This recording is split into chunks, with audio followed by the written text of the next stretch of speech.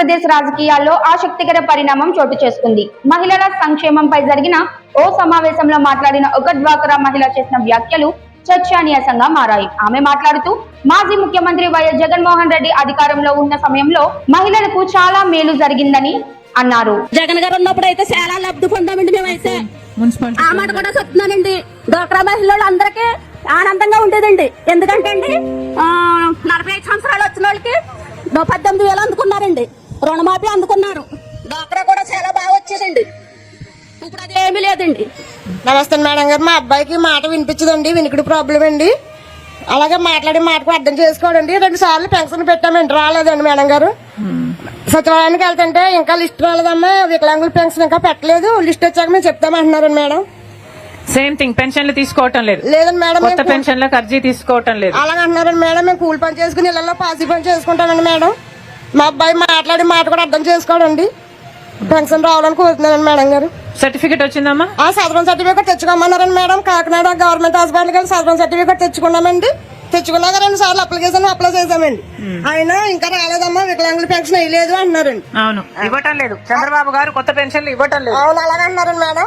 దయచేసి రావాలని కోరుతున్నానండి మేడం. మరి కొట్లాడుతున్నాం తల్లి. ముఖ్యంగా డ్వాక్రా మహిళలకు ప్రభుత్వం అనేక సంక్షేమ పథకాల ద్వారా పెద్ద ఎత్తున లబ్ధి చేకూర్చిందని ఆమె పేర్కొన్నారు. ఆ సమయంలో మహిళలు ఆర్థికంగా బలపడటానికి అనేక అవకాశాలు కల్పించారని చెప్పారు. ఈ సందర్భంగా ఆ మహిళ చేసిన వ్యాఖ్యలు అక్కడే ఉన్న వైఎస్ షర్మిల కొంత ఆశ్చర్యాన్ని కలిగించినట్లు కనిపించింది. కార్యక్రమం మధ్యలోనే ఆమె చేసిన ఈ వ్యాఖ్యలు రాజకీయ వర్గాల్లో చర్చకు దారితీశాయి.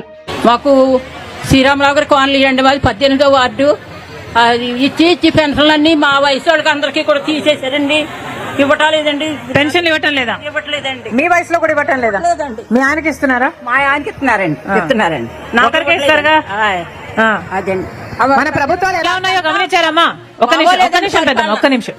మన ప్రభుత్వాలు ఎలా ఉన్నాయో ఒకసారి గమనించారా? అదండి బాబు. రాజశేఖర రెడ్డి గారు ఉన్నప్పుడు సాచురేషన్ పద్ధతిలో పెన్షన్లు అడిగిన వాళ్ళందరికీ ఇచ్చారు. ఇచ్చారండి బాబు. కానీ ఇప్పుడు భార్యకి ఇస్తే భర్తకి ఇవ్వరు, భర్తకి ఇస్తే భార్యకి ఇవ్వరు. అంటే భార్య భర్తలో ఇద్దరికి ఒకరికే ఇస్తారనమాట. అంటే ఏమిటి అర్థము? ఒకరే తినాలనా? ఒకరే మందులు వేసుకోవాలనా? ఆలోచన చేస్తున్నారా? మీ అందరిలో కూడా చైతన్యం రావాలి. ఇద్దరు ముసలోళ్ళు ఉంటే ఇద్దరికి పెన్షన్ రావాలి కదా. ఒకరికే ఇస్తే ఎలా సరిపోతుంది? వయసు పెరిగింది. ఇప్పుడైనా ఇవ్వండి బాబు అని దండాలు ఎట్టి అప్లికేషన్ పెట్టినానండి. అది తీసుకోవట్లేదండి.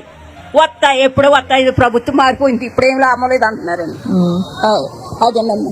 జగన్ హయాంలో అమలైన పథకాలు మహిళల జీవితాల్లో మార్పు తీసుకువచ్చాయని, ముఖ్యంగా స్వయం సహాయక సంఘాల మహిళలకు ఆర్థిక సహాయం అందడం వల్ల కుటుంబాలు స్థిరపడ్డాయని ఆమె వివరించారు. అయితే ఈ వ్యాఖ్యలు వినిపించిన వెంటనే సభలో కొంతసేపు చర్చలు జరగగా అక్కడ ఉన్న వారిలో కూడా భిన్నాభిప్రాయాలు వ్యక్తమయ్యాయి.